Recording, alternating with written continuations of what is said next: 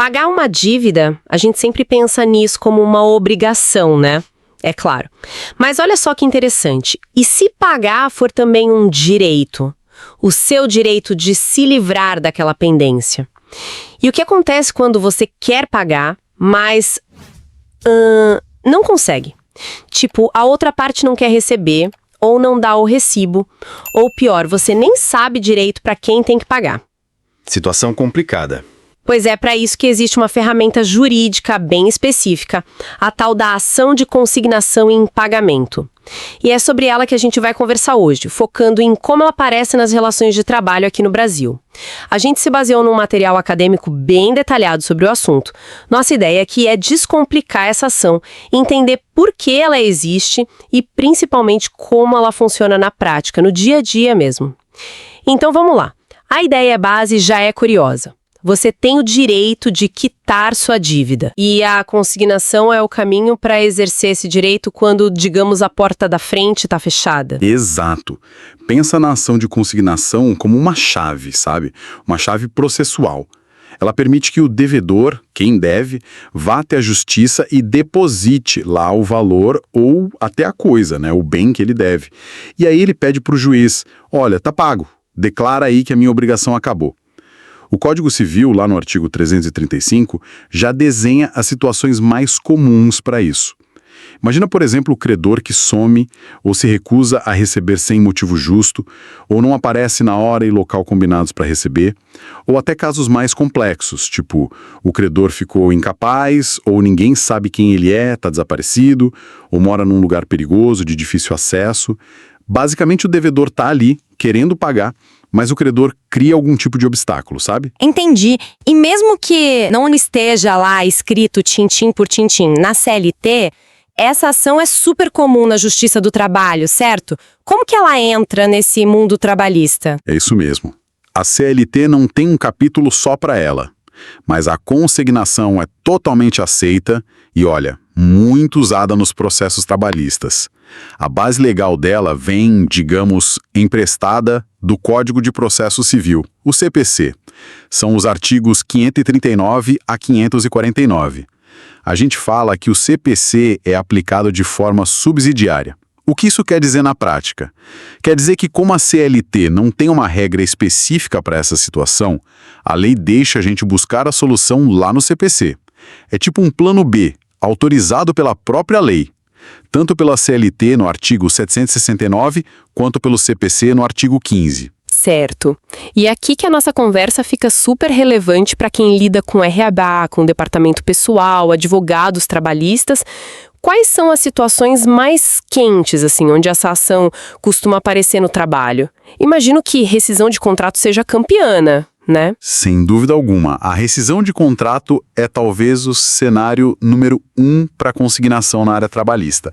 A situação clássica é essa: acabou o contrato, o empregador tem as verbas rescisórias para pagar direitinho, mas o empregado se recusa a receber. Ou simplesmente some, não aparece para receber, não vai na homologação quando precisa. E aí o empregador corre para a justiça. Mas o objetivo principal é só se livrar da dívida mesmo ou tem mais coisa aí? Tem mais coisa, e esse é um ponto fundamental. O grande objetivo, muitas vezes, é evitar a multa do artigo 477, parágrafo 8º da CLT. Aquela multa pesada por atraso no pagamento das verbas rescisórias, e a Justiça do Trabalho já consolidou isso. Para fugir dessa multa, a ação de consignação tem que ser proposta em até 10 dias depois que o contrato terminou. É o mesmo prazo que a lei dá para o pagamento normal. 10 dias, nossa, parece muito pouco tempo, né? Principalmente se o empregado sumiu, tem que achar, preparar a ação, uau! É extremamente apertado. E aqui vai um alerta importante. Se o empregador perder esse prazo de 10 dias e entrar com a ação só depois, a consignação ainda vai servir para pagar a dívida principal, claro, as verbas, mas ela não evita mais a multa. Nesse caso, na hora de fazer o depósito lá na justiça, o empregador já tem que incluir o valor da multa do 477 junto. É um detalhe que pode custar caro se não prestar atenção. A rapidez aqui é tudo. Entendi. Outra situação que deve ser bem delicada é quando o empregado falece. As verbas estão lá, mas para quem pagar? Fica aquela dúvida sobre herdeiros, dependentes. Exatamente. E a lógica do prazo de 10 dias para evitar a multa do 477 também vale aqui, tá?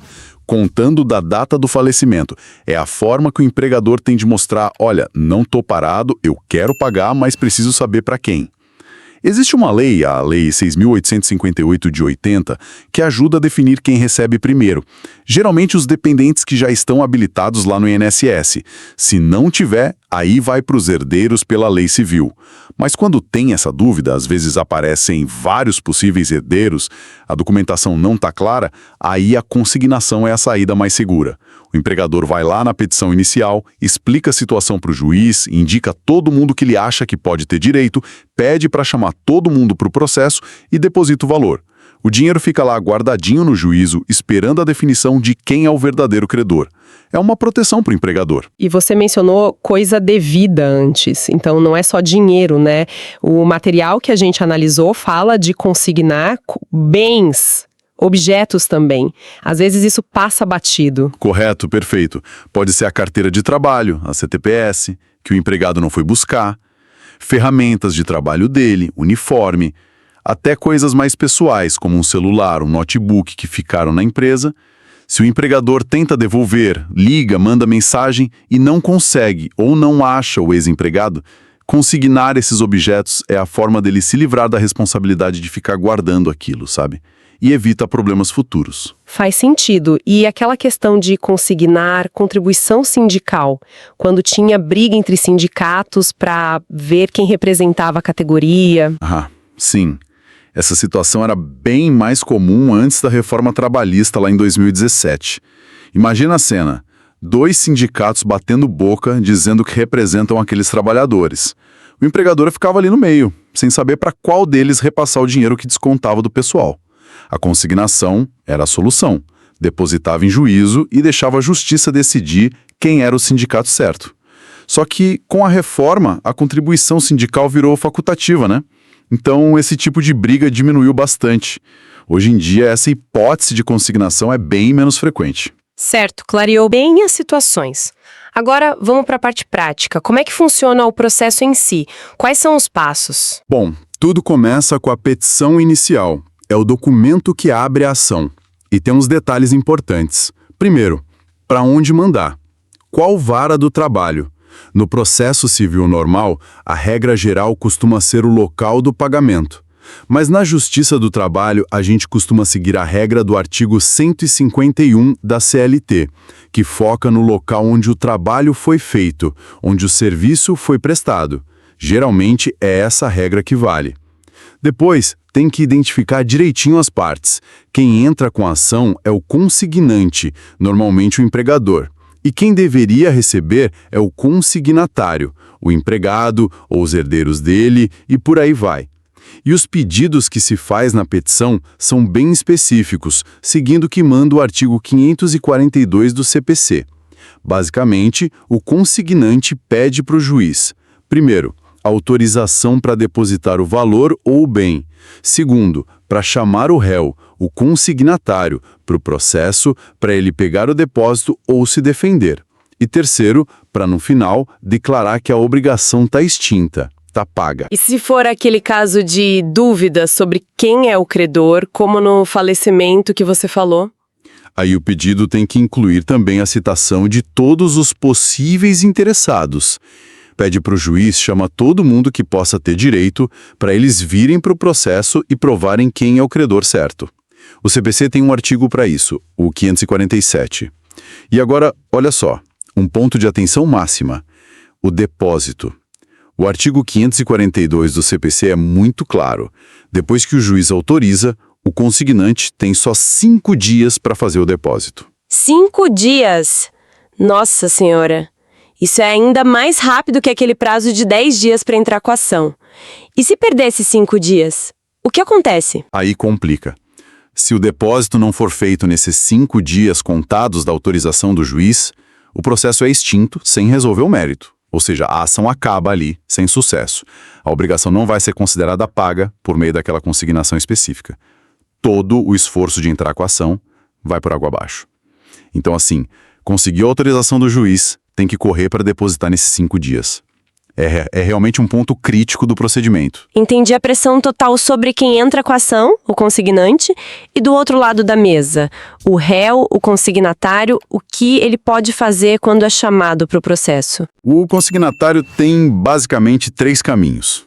O primeiro é o mais simples. Ele concorda, vai lá, aceita o valor ou o bem que foi depositado e pega para ele, levanta o depósito.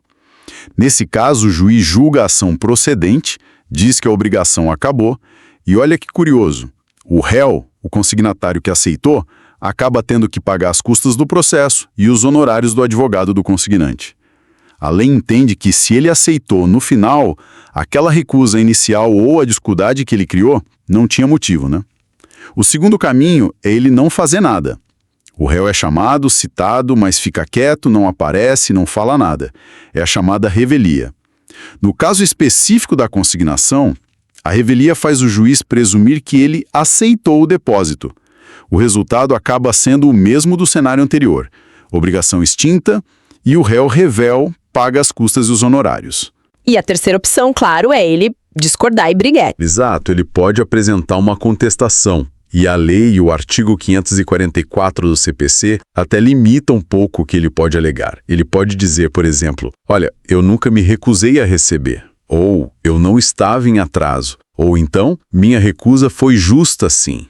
Talvez porque o valor que ofereceram estava errado. Pode alegar também que o depósito foi feito fora do prazo ou no lugar errado. Ou um argumento muito comum na prática, que o depósito não foi integral. Ou seja, que o valor depositado é menor do que ele realmente tinha direito. E se ele alega que o valor está errado? Basta ele dizer está errado.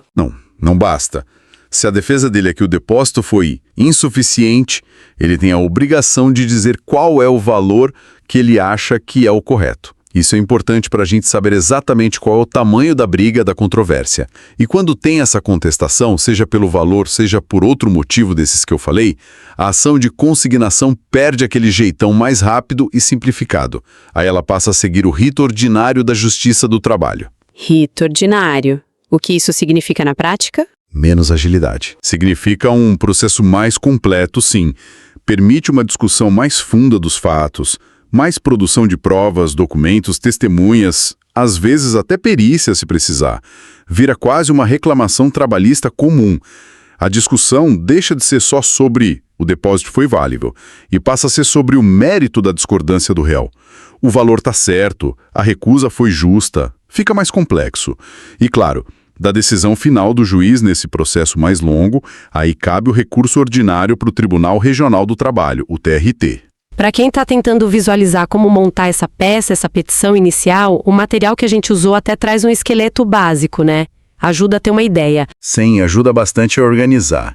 A estrutura é aquela padrão de petição, mas com os temperos da consignação, digamos assim. O endereçamento correto para a vara do trabalho, lembrando daquela regrinha do local do serviço, a qualificação completa das partes, quem é consignante, quem é consignatário, o nome da ação bem claro, ação de consignação em pagamento, a fundamentação legal citando os artigos principais lá do CPC e do Código Civil, se for o caso, uma historinha curta dos fatos explicando por que está consignando, a parte do direito justificando legalmente a ação. Os pedidos bem específicos, autorização para o depósito em 5 dias, chamar o réu, declarar a obrigação extinta no final, pedir honorários.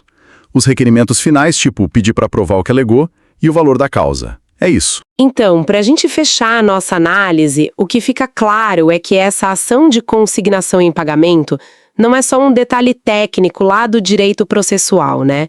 Ela é uma ferramenta de segurança jurídica muito importante para quem deve, e no nosso papo aqui, muitas vezes é o empregador. Com certeza. É um mecanismo que, olha, permite que a empresa cumpra a obrigação dela de pagar ou de devolver alguma coisa, mesmo quando o cenário não ajuda.